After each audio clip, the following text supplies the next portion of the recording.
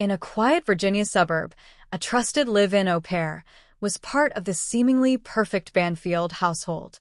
But on the morning of February 24th, 2023, what began as a normal day quickly spiraled into a blood-soaked nightmare. Christine Banfield, a beloved mother and wife, was found brutally stabbed, and Joseph Ryan, an unknown individual to the family, shot dead at the scene. What followed was a tangled web of love, lies, blurred boundaries, and chilling betrayal. This is the case of Christine Banfield and Joseph Ryan. Welcome back to Chilling Fireside Stories, where I tell true crime stories with the utmost care and respect for the victims and bearable for my community. If you haven't already, please subscribe. It truly helps me continue bringing these important stories to you. These cases deserve to be remembered. Now, settle in and let's begin. Before we dive deeper, it's important to remember, this case is still unfolding. The trial has not yet taken place, and everything discussed here is based on police reports, witness statements, and public information. All individuals involved are presumed innocent until proven guilty in a court of law. But as we uncover the timeline, the forensic evidence, and the suspicious circumstances surrounding that morning, one thing is undeniable. This case leaves us with far more questions than answers. And soon, the truth will face its reckoning in court. Born as Christine Benson in September 1985, she grew up on Long Island, New York, and pursued a career in nursing, her passion for helping others guiding her every step. She attended Quinnipiac University from 2003 to 2007, earning her degree and eventually stepping into the demanding role of a pediatric ICU nurse, where she changed lives with her compassion and skill. Her dedication wasn't just in her profession, it was in her personal life too. In 2010, she married Brendan Banfield. They had a beautiful daughter whom Christine adored with all her heart. She cared for children, not just at home but in her work, where she became a lifeline to countless families. She wasn't just a nurse. She was a hero on the front lines during the COVID-19 pandemic, stepping up when the world needed her most. One of her patients even described her as an angel, recalling how she had been by his side after he awoke from a weeks-long coma, helping him shave, set up a Zoom call with his loved ones, and regain a sense of normalcy after fighting for his life. That was Christine. Selfless, kind, and unwavering. But behind the scenes, her life was shifting. Brendan Banfield was more than just her husband. He was a federal agent working for the IRS as a criminal investigative agent. He had secured the position in 2019, the same year the couple moved from Long Island to Herndon, Virginia, settling into a beautiful home on Stablebrook Way, a place meant to be a fresh start, a foundation for their growing family. With demanding careers, Christine and Brendan decided to hire an au pair, welcoming Juliana Perez Magalhaes, a 21-year-old Brazilian au pair, into their home. At first, it seemed like the perfect fit, a smooth transition, a well-planned arrangement. But appearances can be deceiving. What started as a normal family dynamic would soon spiral into something far more sinister, something Christine could never have seen coming. The morning of February 24th, 2023, began with a disturbing 911 call from Juliana's phone at 7:49, but no report was made. The dispatcher heard only moaning, followed by silence. Moments later, another call came through, this time, hysterical cries from Juliana Perez, the Banfield's 23-year-old Brazilian au pair. Through frantic words, she said only that a friend was hurt. Then Brendan Banfield took the phone, and his words sent an instant shockwave through the emergency line. "I shot a man. He was stabbing my wife." At a first glance, it seemed straightforward, a home invasion, an act of self-defense, a desperate attempt to save a loved one. But when first responders arrived, the scene inside the Banfield home was far more disturbing than anyone had imagined. Inside an upstairs bedroom, Christine lay motionless, naked except for her socks, her body riddled with stab wounds. The injuries were severe, her condition critical. Despite frantic efforts to save her, she died later that evening, the trauma too overwhelming. Beside her, another body, lifeless, bloodied, beyond saving. 39-year-old Joseph Ryan had been shot twice, once in the chest, once in the head. The gunshots had ended his life instantly. Brendan's statement suggested a clear-cut scenario. He had walked in, discovered an intruder attacking his wife, and reacted. But law enforcement wasn't convinced. Immediately, the crime scene raised more questions than answers. First, there were no signs of forced entry. If Joseph had truly been an intruder, investigators expected some indication of a break-in, a shattered window, a broken lock, something. But the house was intact, untouched, as though nothing had ever been disturbed. Then, Brendan's behavior struck a nerve. As paramedics fought to keep Christine alive, his focus was elsewhere. He kept asking about Joseph, whether he was still alive or not. While information about Joseph's life was scarce, the glimpses that emerged painted a picture of a man full of kindness. His mother, Deara Fisher, spoke to local news, expressing a grief impossible to put into words. "We spent countless hours talking. He'd call me all the time. Not everyone gets to have that kind of closeness, and I was blessed." A friend recalled something just as telling. Joseph was the kind of person who took in abandoned dogs, the ones no one else wanted, and gave them love, safety, and a home. He was a man filled with empathy and warmth. As officers moved through the house, they spoke to Juliana, asking her crucial questions. What exactly happened? Juliana shared her version of what happened earlier that morning. At 7:30 a.m., she had left the house with Christine's daughter, planning a simple trip to the zoo, the tickets for which had been purchased by Christine that very morning. A routine, everyday event. Nothing unusual. Except, it soon became anything but ordinary. As Juliana left the house, heading to the zoo, she realized that she left the packed lunch in the fridge, so she drove back to the house, and as she pulled back into the driveway, she noticed a car she didn't recognize. Some reports even suggest that she saw a man carrying a bag into the house, a detail that set off alarms in her mind. She immediately tried calling Christine, but got no answer. Then she called Brendan, who had left earlier that morning at 7:11 a.m. for work, making a quick stop at McDonald's. His cell phone data confirmed it. Juliana told Brendan about the strange car, the unknown figure walking into the house. At 7:37, he turned his car around and headed straight home. Here's where the story stopped making sense. Instead of calling the police, Brendan drove directly into the situation. Brendan, Julian, and his daughter. They all went inside, which is reckless and unusual. If he had truly believed an intruder was inside, why would he have risked their lives? Why wouldn't he have waited for law enforcement? She doesn't know anything. What? Can we get her and we'll go outside? Yeah, I'm gonna get her. Where do we look? She's grabbing their 4-year-old. We're gonna go outside. Okay. Just please. It's okay. Yeah. This is hard. I know this is hard. Let's get her outside, and then I need to get some information. Take her to the zoo this morning. Can you go with Officer Battani really Why don't quick? you come with us? No. He has some stickers for you. I was going to take her to the zoo this morning, and then I forgot the lunch we were gonna bring. I turned around and came back here, and then I saw this car. This is her car. The person, I guess. You don't know who that? Do you know who the person is? I have no idea. And then I saw his car, called her to see what's going on because it's early in the morning, like the people was here. And then he was straight to voicemail.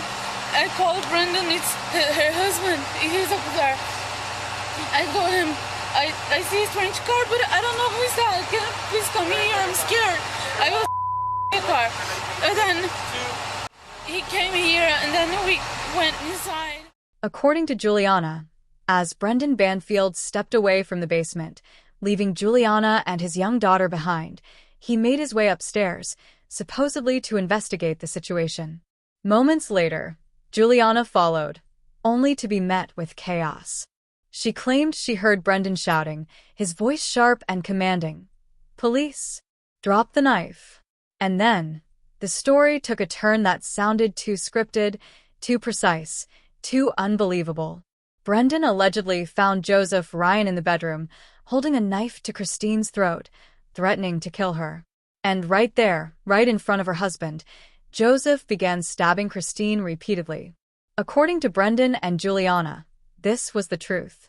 A home invasion, a violent attack, a desperate act of self-defense. They claimed that Brendan, a federal agent, pulled out his service weapon and shot Joseph in the head, an act meant to stop the attack instantly.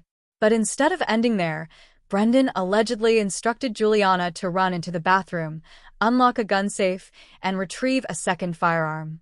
If Joseph had already been shot in the head, incapacitated, or worse, why did Juliana need to retrieve another gun?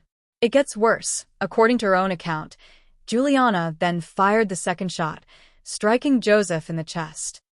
The guy, I don't know who it is, he was spanking her, I was just here. Were you here when it happened, or did you walk up in there and no, that's how they were? Yeah, he went upstairs first, and then I went to see what is going on. I left the basement, and then when I went upstairs, Brendan was saying, "Police, drop the knife."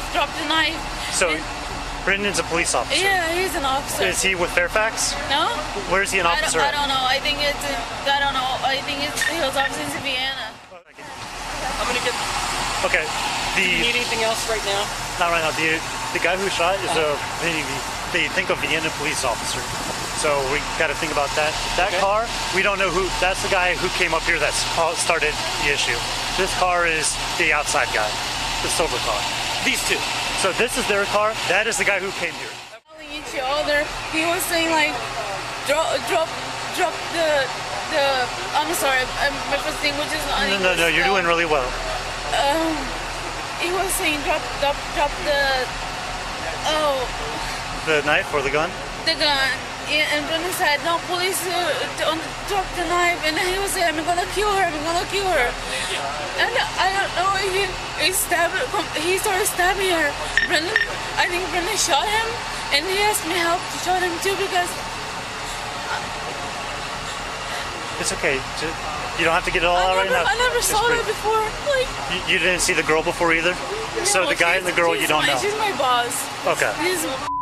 But I never seen it before. Like, it's a lot of blood. Okay. Juliana's attorneys later argued that she had simply been following orders from her employer, but following orders isn't the same as justification. There was no logical reason to introduce a second gun at all. And then came another crucial point. Brendan's service weapon was used in the shooting, meaning an administrative officer-involved investigation was triggered. But in a move that raised even more eyebrows, Brendan wouldn't be Mirandized for questioning, a detail that remained strangely unexplained. One more inconsistency stood out like a glaring red flag. On his 911 call, Brendan only said he had fired the shot. He never mentioned Juliana's involvement. Was it an honest omission in the heat of panic, or was it intentional? The deeper investigators dug into the digital footprint surrounding this case, the more disturbing the details became. Joseph Ryan had been communicating with someone online, a profile connected to a user named Anastasia9. Their conversations on an encrypted messaging app suggested plans for a private meeting set for the morning of February 24, 2023, the same day that Juliana was scheduled to take Christine's daughter to the zoo and Brendan was meant to be at work. At first glance, the exchanges appeared to show Joseph and Christine arranging a consensual meetup. But something was deeply wrong. The messages described intimate interactions, but investigators quickly realized something chilling. There was no evidence that Christine had ever used this account. In fact, her family and friends strongly denied that she had any involvement in such online communities. So, if Christine wasn't behind the profile, who was Joseph actually talking to? Authorities believe the account was a carefully constructed deception, and behind it stood Brendan Banfield himself. According to reports, Brendan allegedly created the profile, pretended to be Christine, and lured Joseph to the house under false pretenses. Days before the murders, he even instructed Juliana to call Joseph, posing as Christine, to confirm their plans. Joseph had no reason to suspect anything was wrong. He arrived at the Banfield home expecting a consensual meeting, but instead, he walked straight into a deadly setup. Christine, on the other hand, had no idea who Joseph was or why he was in her house. For investigators, the motive was staggeringly clear.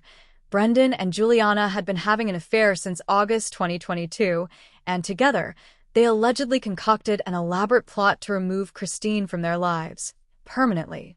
But their scheme didn't stop at murder.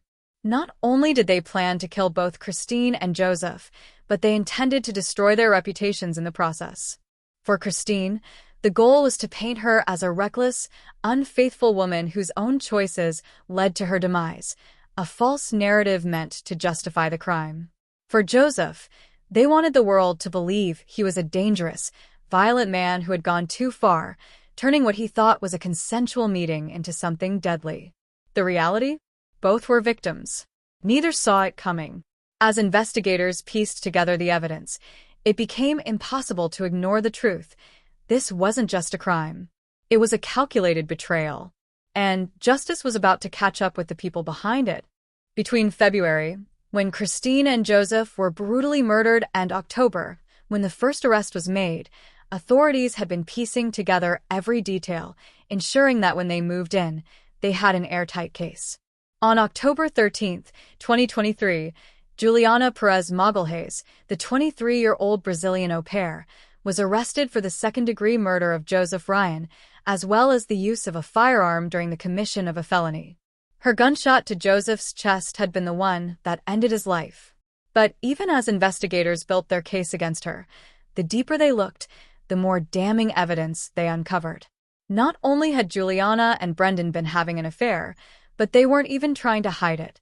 Back in February, when authorities first processed the crime scene, they documented every inch of the home, including the guest room where Juliana was staying. Clothes were neatly hung in her closet, her belongings tucked away. But when investigators returned in October, Juliana's things were gone from the guest room and relocated to Brendan's primary bedroom. She had already moved in with him. And that wasn't all. On Brendan's bed, investigators found her lingerie laid out. On the bedside table, a framed photo of the two together. Not even a year after Christine's death. It was bold, brazen, shameless, as if they thought they had gotten away with it. But what sealed their fate was their own recklessness. Authorities uncovered suggestive text messages between the two, as well as photos of Juliana and Brendan on a romantic getaway in New York, before the murders had even happened. Despite Juliana initially denying that they had been romantically involved, the evidence said otherwise. She could deny it, but she couldn't erase the proof. What frustrated the public at that point, however, was that only Juliana had been arrested, and her charges only included Joseph's murder. Investigators knew the truth was buried in the details, but they weren't ready to name the second killer until they had ironclad proof.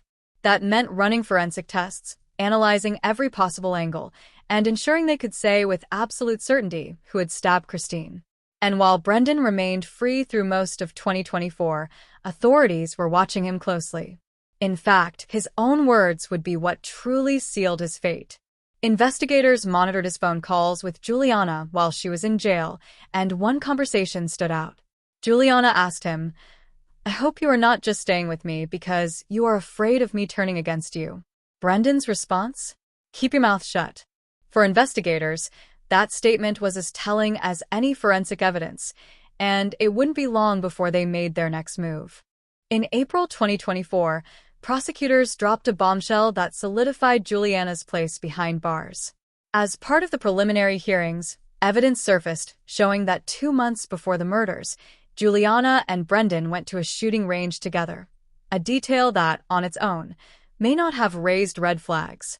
But what came next changed everything. On January 28th, Brendan returned to that shooting range and purchased a Glock, the same firearm he and Juliana had practiced shooting with. Prosecutors had receipts, matching the serial number on the purchase to a gun recovered at the crime scene. And the premeditation didn't stop there. Days before the murders, Juliana and Brendan both got new cell phones, a suspicious move that investigators flagged immediately. When authorities pressed Brendan about these details, he pleaded the fifth. On every single question, even when asked a seemingly basic fact, was he still married to Christine on the day she was murdered? He refused to answer. For prosecutors, his silence spoke louder than words. Despite Brendan's lack of cooperation, The judge ruled that there was enough evidence to proceed, and Juliana was officially indicted later that month. After the announcement, Joseph's mother made a heartfelt statement, saying, "I want people to remember Joe for the good-natured, loving man he was. The man who loved his family, who cared about others. He wasn't violent, he was kind." She emphasized that her son had been framed, making it clear that you don't wake up after 39 years and suddenly become a killer. And yet, for months, Brendan remained free, leading to frustration and confusion among the public. The breakthrough came in August 2024, when forensic tests confirmed their suspicions. Brendan had stabbed Christine and staged the crime scene to frame Joseph. Blood spatter experts determined that both bodies had been moved, and Joseph's arms had been repositioned and smeared with Christine's blood. With evidence finally in place, September 16th marked the moment everything came crashing down. That day, Brendan Banfield was officially arrested. Charged with 4 counts of aggravated murder and 1 count of using a firearm in the commission of a felony, Brendan was taken into custody, joining Juliana behind bars. But what shook investigators the most was Juliana's confession. She admitted that she had been part of the plan, but insisted she never thought Brendan would actually go through with it.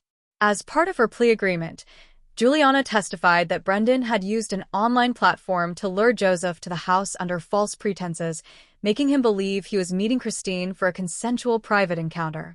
In reality, Christine had no idea about the plan.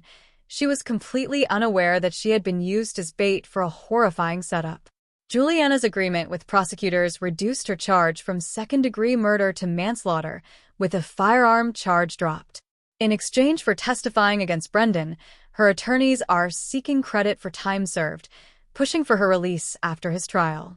With Brendan's trial set for October 2025, the full truth, the twisted digital footprint, their damning text messages, and the evidence still sealed from public view, is expected to finally come to light. And when that happens, the scale of this betrayal will be clearer than ever. In December 2024, Brendan's charges expanded even further. He was now facing felony child abuse, neglect, and cruelty charges related to what happened the day of the murders. The horrifying reality that a 4-year-old child had been in the house while her mother was brutally killed was enough to infuriate investigators, and they weren't willing to overlook it.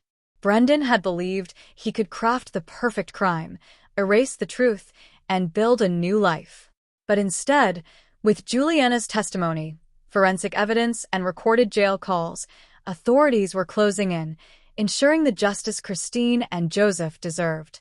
If, like me, you're wondering what happened to Christine's little girl, reports say her grandparents, Christine's parents, are fighting for custody, hoping to give her the love, stability, and protection she deserves. Details about her life now are being kept private for her safety, but one thing is certain: no child should ever have to endure this kind of loss. While she has lost so much, the hope is that she will grow up surrounded by love, far from the horrors of that day.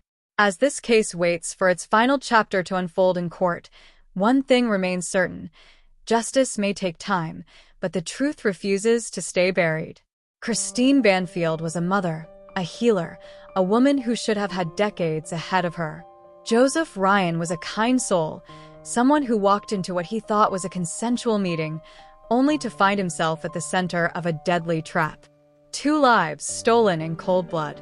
2 names dragged through the dirt in a desperate bid to cover up a crime that was never meant to be uncovered. But no matter how carefully the lies were constructed, no matter how meticulously the scene was staged, the evidence spoke. It always does. Now, as the trial approaches, we wait. We wait for the legal system to do what it was built for, to bring justice, to make sure that the people responsible for this betrayal face the consequences they deserve. I'll keep you updated as this unfolds, with all major developments pinned in the comments. And once the trial is done and the case is officially closed, I'll prepare a full documentary, one that covers every twist, every revelation, every piece of evidence that led to the truth finally coming to light. Because Christine and Joseph deserve more than silence. They deserve to be remembered, not just for the way they died, but for the lives they lived. And when justice is finally served, may it bring even the smallest measure of peace to those who loved them. Thank you for joining me in exploring this tragic case. If this story resonated with you, please like, subscribe, and share to help raise awareness about the complexities of domestic violence and the importance of trust and safety in our personal lives. Until my next video, please stay safe and look after your loved ones.